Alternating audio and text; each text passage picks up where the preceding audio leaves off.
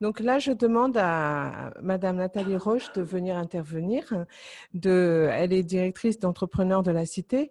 Alors, pourquoi j'ai demandé qu'elle intervienne? Parce qu'en fait, je me suis rendu compte que les personnes qui viennent me voir pour être accompagnées, pour la plupart, ils ne pensent pas du tout à se prémunir, à se dire qu'il y a des accidents qui puissent se passer par rapport à leur travail, etc. Et donc, j'ai demandé l'intervention donc de Nathalie pour qu'elle puisse nous parler de comment se prémunir des aléas de la création, des dommages subis ou causés en travaillant. Voilà. Bonjour. Bon, difficile d'intervenir sur l'assurance après une présentation sur les outils marketing. C'est un peu moins sexy quand même. C'est un peu moins sexy. Alors, l'objectif, alors ça va être rapide, hein, puisqu'on m'a demandé d'intervenir en 20 minutes, donc je ne vais pas pouvoir vous parler de beaucoup de choses en 20 minutes. Je ne sais pas par contre si vous avez le support de présentation ou pas. D'accord. Alors l'objectif de vous parler d'entrepreneurs de la cité, c'est juste de vous dire voilà, qu'entrepreneurs de la cité existe, qu'il y a des solutions d'assurance destinées aux créateurs d'entreprises vulnérables, quelle que soit la vulnérabilité. Hein, nous, les gens qui viennent à nous sont des gens qui sortent du RSA, des créateurs d'entreprises qui sortent de longues périodes de chômage. On a également une population TH assez importante. Je vous expliquerai pourquoi après. Voilà, donc l'objectif de vous présenter Entrepreneurs de la Cité, donc c'est vous dire, Entrepreneur est une structure sociale et solidaire. C'est une fondation qui a été reconnue d'utilité publique en 2008. Et l'objectif d'Entrepreneurs de la Cité, donc, c'est de vous proposer des contrats de micro-assurance adaptés à la toute petite entreprise. Vous allez créer une entreprise, vous allez devenir des chefs d'entreprise et il faut que vous ayez la notion de votre responsabilité.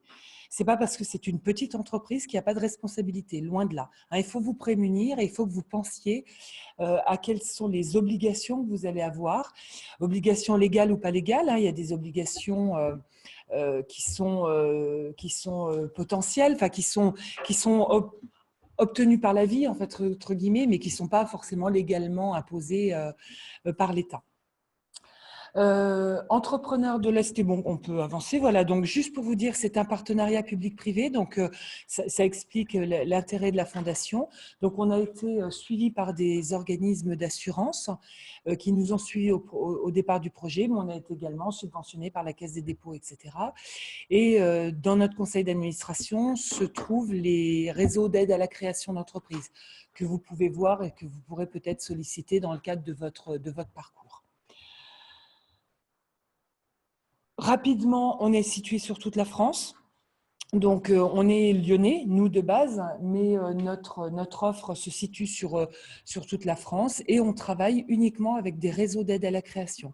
Donc, les gens qui viennent auprès d'entrepreneurs de la cité sont obligatoirement des gens qui rentrent dans un circuit d'aide à la création d'entreprises. C'est super important, on n'est pas là pour faire de la concurrence déloyale. On est sur de la concurrence, quand je dis déloyale, quand je vais vous parler du business model tout à l'heure, vous allez voir que quand vous venez auprès d'entrepreneurs de la cité, vous ne payez pas de frais de gestion, pas de frais de commission. Vous savez, quand vous prenez un contrat auto, par exemple aujourd'hui, vous allez payer 1 000 € votre contrat auto. Il va y avoir 600 € à peu près de ce montant-là qui va aller dans le pot commun, là où les assureurs vont aller prendre pour aller payer les sinistres. Et puis, vous avez 400 € qui fait vivre tout ce petit monde autour, les courtiers, les assureurs, les agents, etc. Auprès d'entrepreneurs de la cité, toute cette partie-là, elle tombe. Elle est financée par la fondation, reconnue d'utilité publique. Donc, vous ne payez, quand vous venez auprès de nous, vous payez que la partie pure de l'assurance, en fait, qui sert à payer les sinistres. C'est pour ça que je dis que c'est un peu de la concurrence déloyale par rapport au marché classique, qui doit vivre. Un courtier, il paye ses locaux, il paye ses salariés, etc. Donc, c'est pour ça que pour ne pas gêner le marché classique, on accompagne les créateurs, on n'accompagne que les créateurs qui rentrent dans un circuit d'aide à la création. Il faut rentrer dans ce circuit d'aide à la création, être accompagné comme ce que vous allez faire avec la structure qui vous accueille aujourd'hui. Voilà, vous êtes accompagné et après, vous pouvez venir auprès d'entrepreneurs. Oui. Oui, bonne question. Non, mais pertinente. Est-ce qu'on Alors, peut reformuler les questions? À chaque fois qu'il y a des questions, il faut qu'on reformule. il faut que je reformule. Alors, la question, c'est est-ce que c'est limité dans le temps? C'est très pertinent. Là, vous avez une bonne réaction. Effectivement, c'est limité dans le temps. Sinon, on est sur de la concurrence déloyale tout le temps, en fait. Et donc là, si le marché ne nous clash pas, entre guillemets, c'est aussi parce qu'on est là pour aider les créateurs. 4 ans. L'objectif, c'est de vous aider les 4 premières années. Parce qu'on estime que c'est les 4 premières années qui peuvent être compliquées en termes de prix, etc. Donc, on est là pour vous aider les 4 premières années. Et après, on vous renvoie sur le marché classique, à votre guise. Quelle que soit… Oui. Alors, la question, c'est est-ce qu'il y a un filtre sur la forme juridique? Non. Alors, bien sûr, on a 80% des gens chez nous qui sont des auto-entrepreneurs parce que souvent, les gens choisissent ce statut-là au moment de la création d'entreprise, mais on a quelques SARL, on a beaucoup d'entreprises individuelles. Après, je ne suis pas une spécialiste des statuts, mais je sais qu'on a un peu tous les types de statuts. Non, il n'y a aucun filtre sur le statut juridique. Les seuls filtres que nous avons, nous, ce sont des filtres de taille. On n'accompagne que les toutes petites entreprises, donc 3 personnes maximum. Chez nous, 98% des gens sont tout seuls. Ou éventuellement 2, hein, c'est des associés, mais vraiment tout seuls. Taille du local quand il y a un local, 100 mètres carrés, 100, 120, 130, ça va dépendre s'il y a des caves, s'il y a des cuisines, s'il y a etc. Mais par exemple, pour un restaurant, on ne va pas prendre un restaurant de 300 ou 400 mètres carrés. De toute façon, la question ne se pose pas parce qu'un restaurant de 300, 400 mètres carrés, c'est souvent 1 ou 2 personnes en cuisine, 1 ou 2 personnes en salle. Et donc là, on est au-delà de notre taille, en fait. Par contre, on va prendre beaucoup de gens qui créent des petits commerces avec des locaux entre 50 et 100 mètres carrés, etc. Donc là, il y a… 3 personnes maximum, c'est 3 personnes salariées d'entreprise. Parce que par exemple, une association peut avoir 10 bénévoles, 50 bénévoles. Alors là, on est sur les questions, on est sur les tailles de l'entreprise. Donc, quand je dis 3 personnes maximum, en fait, c'est 3 temps plein. On va estimer. Après, c'est toute une question de risque. Une association, on a très peu d'associations parce qu'effectivement, les associations, souvent, ont des bénévoles. Et après, au niveau du risque, on n'est plus sur de la toute petite entreprise. C'est vrai qu'une association qui accueille 50 bénévoles, même de façon aléatoire, c'est quand même c'est quand même souvent 3, 4, 5 temps plein toute la journée, en fait. Hein, donc, on est vraiment sur de la petite entreprise. Voilà. Et au niveau chiffre d'affaires, il y a une limite à ne pas dépasser. Alors, la question, c'est au niveau de chiffre d'affaires, il n'y a pas de limite. Il n'y a pas de limite sur le chiffre d'affaires. Par contre, c'est pareil, il y a une logique. C'est-à-dire quelqu'un qui vient à nous, qui a un chiffre d'affaires de 400 000 euros, on ne le prend pas en général parce que de toute façon, les 400 000 euros de chiffre d'affaires, c'est souvent un stock et un matériel de 20 000, 30 000 ou 40 000 euros. Alors, je vous explique après comment sont faits nos produits. Voilà, donc vous allez… Par logique, les entreprises qui viennent à nous, c'est souvent des entreprises qui sont sur le chiffre d'affaires auto-entrepreneur, très très souvent, qui sont sur le chiffre d'affaires auto-entrepreneur, ancienne version, donc les nouvelles versions pour l'instant on verra, mais pour l'instant ancienne version, et qui sont effectivement sur 3 personnes, local 100 mètres carrés, chiffre d'affaires pour les services 30, 40 000 euros, pour les commerces 80 000 euros maximum. Voilà, c'est plus une question de taille. Au niveau des locaux, est-ce que s'il y a plusieurs locaux dans différents endroits, ou des salons, etc., ça rentre dans votre offre? Alors, les locaux, alors la question est sur la démultiplication des locaux, ou des lieux d'accueil ou des lieux de vente. En assurance, un local, c'est un risque.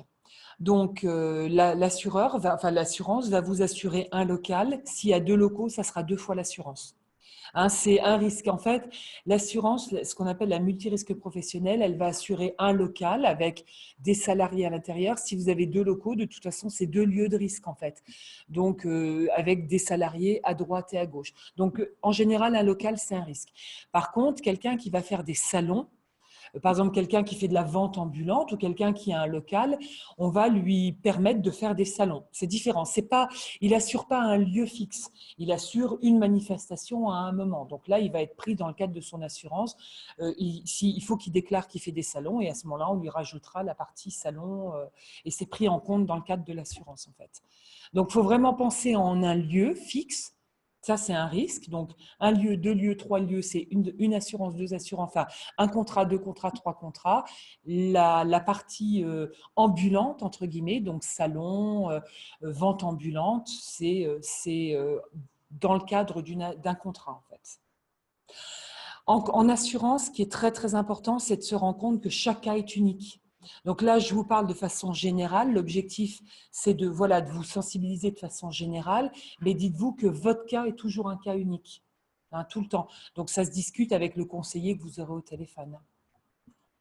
Une question de nos webinautes. Oui. Qu'en est-il des thérapeutes qui se déplacent chez leurs clients? Alors, un thérapeute qui va se déplacer chez un client doit avoir une assurance obligatoire. Alors, en assurance, il y a vraiment 2 types de responsabilités. Il y a ce qu'on appelle la responsabilité civile d'exploitation. On va faire juste un petit point assurance sur ça parce que ça vous concerne tous dans vos activités. La responsabilité civile d'exploitation, c'est le minimum que tout le monde doit avoir. Je viens ici, je me déplace, je me prends le pied dans un fil, je tombe, je me blesse, c'est de la responsabilité de l'accueil, enfin d'ici, qui m'accueille, etc. Par contre, je casse le micro, je casse l'ordinateur, etc. C'est de ma responsabilité, moi qui viens, et c'est mon assurance qui va marcher. Donc, quelqu'un qui se déplace chez un client, la minimum qu'il doit avoir, c'est ce qu'on appelle une responsabilité civile d'exploitation. Je vais chez quelqu'un, j'abîme le canapé, je casse le vase de Chine de mamie qui vaut 3 000 €. C'est de ma responsabilité en tant qu'entrepreneur. Donc ça, il faut que je sois assurée. Et puis après, mon activité fait que je dois avoir ou non une responsabilité, ce qu'on appelle une responsabilité civile professionnelle. Un thérapeute, c'est typique, c'est en quoi mon client peut se retourner contre moi pour un préjudice qu'il a subi.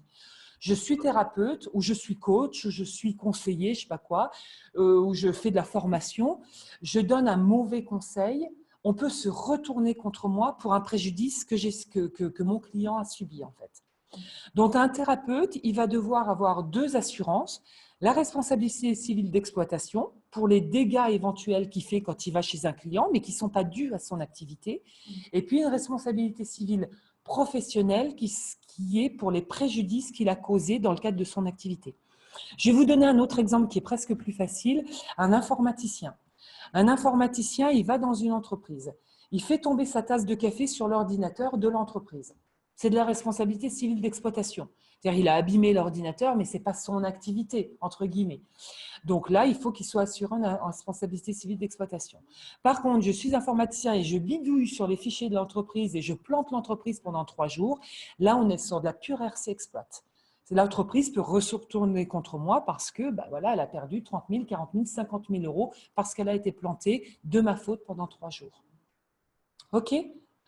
Voilà, donc ça, c'est un exemple bien facile. Sur les professions dites intellectuelles, c'est très, très facile de séparer les deux. Il y a certaines professions où c'est un petit peu plus compliqué. Je suis coiffeuse, je prends ma paire de ciseaux, je la fais tomber, je plante le pied de ma cliente. RC Exploit ou RC Pro? Je ne suis pas dans l'exécution de mon métier. Par contre, c'est quand même mon outil de travail.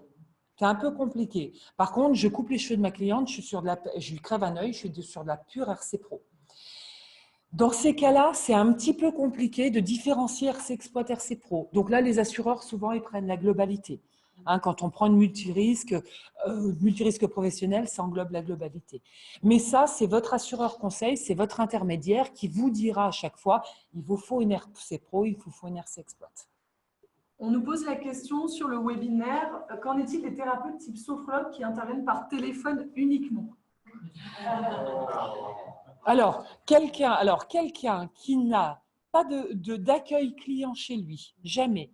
Quelqu'un qui n'a pas de visite chez un client, jamais. Qui, à titre professionnel, n'intervient jamais nulle part, oui, il lui faut un minimum une RC Pro. Mais c'est très, très, très rare. C'est-à-dire, en général, même la personne qui va intervenir à titre de téléphone, elle va se déplacer à titre professionnel. Ça m'étonnerait qu'elle fasse jamais un salon, ça m'étonnerait qu'elle fasse jamais une visite client, etc. Donc, à mon avis, alors, la RC Exploit, c'est pas ce qui coûte cher. Une RC Exploit, chez nous, pour quelqu'un qui travaille à domicile, donc qui fait éventuellement des visites clients, ça coûte 8 € par mois, 92 € par an. Donc, vous voyez, ce n'est pas ça qui coûte cher. Une RC Pro, en général, coûte plus cher. Oui. Il faut rajouter à tout ça une assurance locale.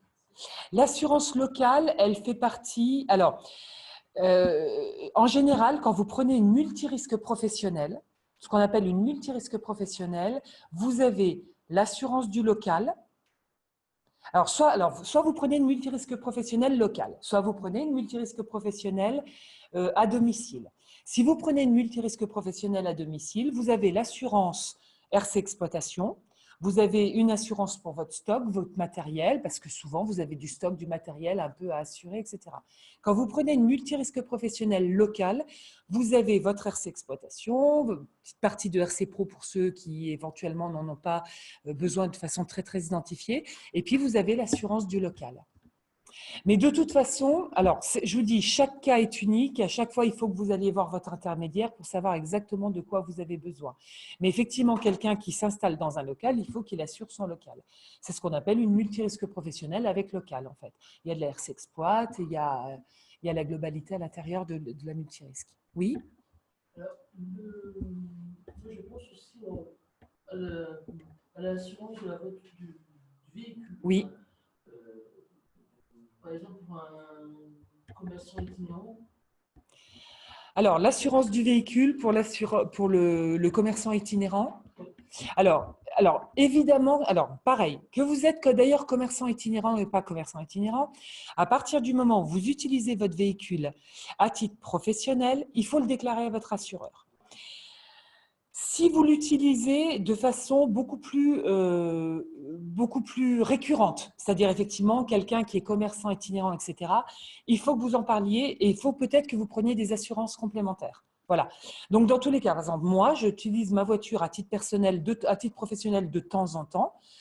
Quand je me circule dans Lyon, quand je vais à Grenoble, quand je vais à Annecy, je ne vais pas forcément prendre les transports en commun ou le train, etc. Donc, je prends ma voiture, je l'ai déclarée à mon assureur. Il m'a juste rajouté une petite com, ça m'a coûté 5 € de plus par mois pour ne pas utiliser ma voiture qu'à titre privé. C'est privé et pro, mais pro de façon limitée. Si je devenais commerçante, ou que j'utilise ma voiture de façon récurrente tous les jours, ou que je sois… alors les taxis, n'en parlons même pas, c'est des assurances particulières, mais les commerciaux qui utilisent leur voiture et qui font 20, 30, 40 000 km par an à titre, voilà, c'est des assurances complémentaires. Toujours pareil, il faut en parler, mais très bien d'y penser. Mais si vous utilisez à titre professionnel votre voiture personnelle, dites-le quand même à votre assureur. La plupart du temps, si c'est de façon occasionnelle, il ne va peut-être même pas vous rajouter d'argent, enfin vous financez en plus, mais par contre, il peut rajouter privé et pro, occasionnel. Voilà, pro-occasionnel et pro-régulier, ce n'est pas la même chose. J'ai une petite question. Oui, dites-moi. Je me déplace en fauteuil roulant. Donc, le fauteuil roulant, il est automatiquement assuré par une responsabilité civile. Parce que je suis à la fois personnel, Ouais. je peux me déplacer dans un but professionnel. Oui. Dans un but, je fais de la consultation pour différentes entreprises. Donc, comment déclarer que, par exemple, j'ai causé où je me suis fait mal en roulant en fauteuil en allant sur un lieu de consultation, sur un endroit spécifique. Alors, en fait, là, la question, c'est de se dire, quand on circule en fauteuil roulant, en fait, quelle est la particularité quelle est la particularité, en fait, du fauteuil roulant c'est un peu difficile comme question parce que ça va dépendre des circonstances. Quand vous circulez en fauteuil roulant, vous êtes responsable. De toute façon, vous êtes responsable, vous, en tant qu'individu, vous êtes responsable de vous et de votre fauteuil roulant. Donc déjà, il faut que votre assurance le sache. Je pense que c'est quelque chose qui est acquis. Il faut, voilà, c'est une spécificité. Je ne sais même pas si c'est tarifant ou pas dans une responsabilité. Objectivement, j'en sais rien, mais bon. Mais par contre, quelqu'un qui est en fauteuil roulant est responsable de lui avec son fauteuil roulant. Donc, si vous causez des dégâts, nous, on a déjà eu le cas d'un sinistre de quelqu'un qui était sur un marché et la personne en fauteuil roulant est rentrée dans son étal, entre guillemets, et a cassé l'étal, etc. Et bien là, c'est de la responsabilité de l'assurance de la personne en fauteuil roulant. Donc, vous êtes responsable de ce que vous faites avec votre fauteuil roulant, si vous blessez quelqu'un, etc. Voilà. Après, je ne vois pas trop… Ok. Ah ben vous êtes, de toute façon, tout le monde est responsable de tout. Hein. Vous êtes tous responsables. Moi, souvent, les gens me disent « Ah non, mais j'ai pas fait exprès. » On s'en fiche que vous ayez fait exprès ou pas exprès. Vous savez, c'est les réactions. Moi, mon gamin, il dit toujours « J'ai pas fait exprès. » Mais je m'en fiche. C'est pas le problème que tu as fait exprès. La responsabilité n'est pas forcément volontaire. Hein. On peut tuer quelqu'un en voiture. Bien sûr qu'on n'a pas fait exprès. Si on tue quelqu'un en voiture, on n'empêche qu'on est responsable. C'est là où il faut vraiment que vous pensiez à votre responsabilité, systématiquement. Pardonnez-moi, Oui. le temps court un peu contre nous. Ce que je vous propose, c'est qu'on laisse Madame poursuivre sa présentation. Et bien sûr, il y a le temps de café où on pourra poursuivre Oui, bien les sûr, on échanges pourra poursuivre. avec toutes vos questions. J'en suis vraiment navrée. C'est parce qu'on a un autre intervenant qui est en ligne, lui, et voilà, on est… Voilà. Mais je reste après. Moi, j'ai un rendez-vous à midi. Donc, voilà. Jusqu'à 11h30, je peux rester là. Alors, juste pour finir, alors la présentation, c'était juste, alors, rapidement, hein, de toute façon, là, on a fait en 20 minutes. En fait, ce que je suis en train de vous dire là, je fais des formations sur les risques de l'entreprise, ça dure 2h30. Donc, vous voyez, j'essaye de vous caser des petites choses, mais en fait, en gros, cette présentation-là, je la case en 2h30. Bon, je suis hyper bavarde, hein, mais… Alors, alors, juste pour vous rappeler qu'entrepreneur de la cité, oui, vous pouvez faire tout là, voilà. Entrepreneur de la cité, nous avons 4 missions principales. Sensibiliser, c'est ce que je fais là. Hein, c'est toutes les interventions qu'on fait auprès des réseaux d'aide à la création. Donc, moi, je circule sur toute la France pour faire des formations sur les risques de l'entreprise. Et puis, quand on a les gens au téléphone, etc., etc. Accompagner, on a la possibilité de vous faire gratuitement des audits de risque quand vous prenez un local. Donc, sachez que quand vous prenez un local, on a la possibilité de vous faire passer un expert en bâtiment qui peut aller regarder votre local et donner son avis sur le local, si possible avant signature du bail. Hein. Ça peut vous aider à choisir un local et à discuter avec votre bailleur. Conseiller, ben, nous sommes un intermédiaire en assurance, hein, donc nous avons des locaux sur Villeurbanne. Et les gens qui prennent une assurance, eh ben, en fait, ils peuvent nous appeler et on va leur conseiller sur leurs besoins en assurance, etc. Et puis protéger, bah parce qu'on a toute une gamme de produits en fait, qui vont vous permettre d'assurer vos activités. Je pense que les produits, je les ai mis derrière. Bon, à qui s'adresse la fondation, je vous l'ai dit tout à l'heure. Voilà, le contenu, donc rapidement. Alors, ça, c'est le business model dont je vous ai parlé tout à l'heure. Oui, donc c'est super bien fait. Hein, ça faut mettre 3 heures. Voilà, juste le business model, c'est ce que je vous expliquais tout à l'heure. Entrepreneur de la cité, donc les commissions et les frais de gestion tombent. Donc, vous ne payez que la partie purement assurantielle. C'est ce qui justifie effectivement que vous allez payer moins cher, entre 20 et 50% moins cher que le marché classique. Des solutions de paiement, donc ça c'est plus parce que tout ça pour expliquer qu'on est une association. Donc automatiquement, quand vous vous adressez à nous, vous vous adressez pas vous vous adresserez pas à un courtier classique ou un agent classique. Moi, une fois, j'ai un monsieur un jour qui est venu et qui voulait remplir un dossier d'adhésion. Et donc, je lui ai expliqué qu'il fallait qu'il remplisse son dossier d'adhésion. Et il me dit, non, est-ce que vous pouvez le remplir à ma place? Donc, je dis, ben non, c'est déclaratif. C'est quand même mieux que ce soit vous qui remplissiez. J'ai mis quand même 30 secondes à comprendre que ce monsieur ne savait pas écrire le français. Je m'en suis un peu voulu et voilà, j'ai passé 35 minutes avec lui à remplir son dossier d'adhésion.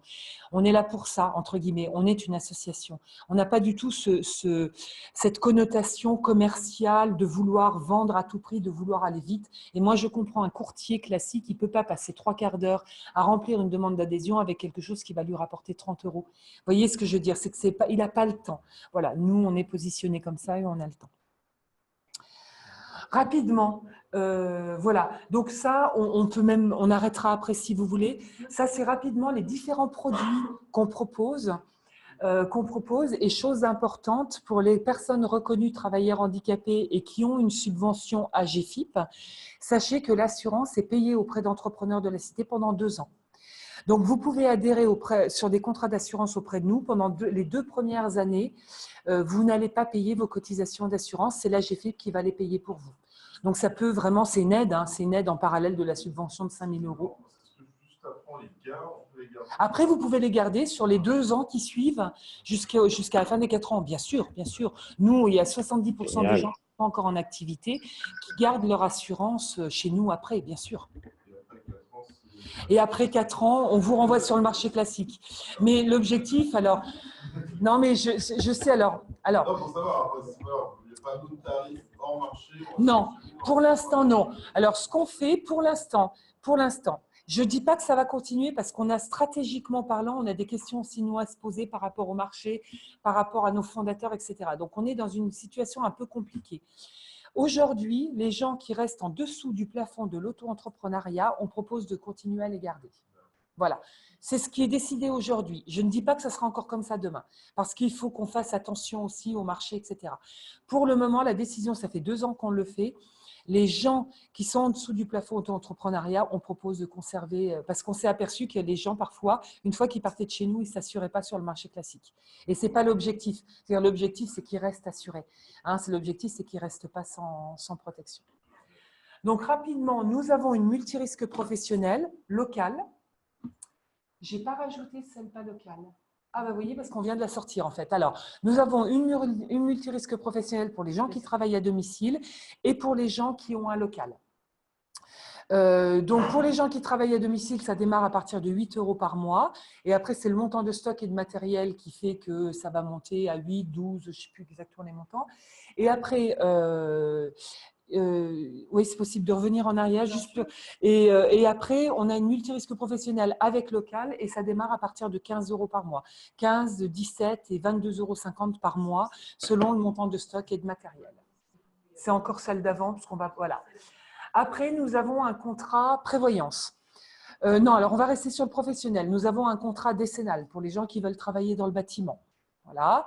Nous avons un contrat RC Pro pour les professions, ce que je disais tout à l'heure, dites intellectuelles. Donc voilà, donc ça c'est une… Alors, le contrat multirisque professionnel est pris en charge par la GFIP, à domicile ou avec local.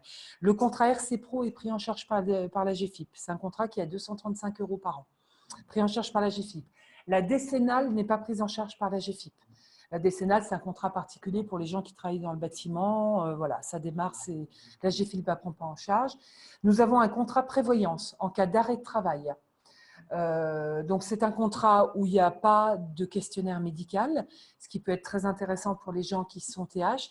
Le seul truc, c'est qu'il y a 2 questions au départ. C'est « Avez-vous eu un arrêt de travail de plus de 30 jours consécutifs sur les 2 ans qui précèdent ?» Si c'est oui, on ne peut pas vous prendre. Et avez-vous une hospitalisation prévue? Bon, ça, c'est relativement rare. Mais sinon, il n'y a pas de questionnaire médical. Nous avons un contrat santé, donc une complémentaire santé, complémentaire de base, en complément du régime obligatoire. Et puis, nous avons cet audit de risque qui peut être intéressant.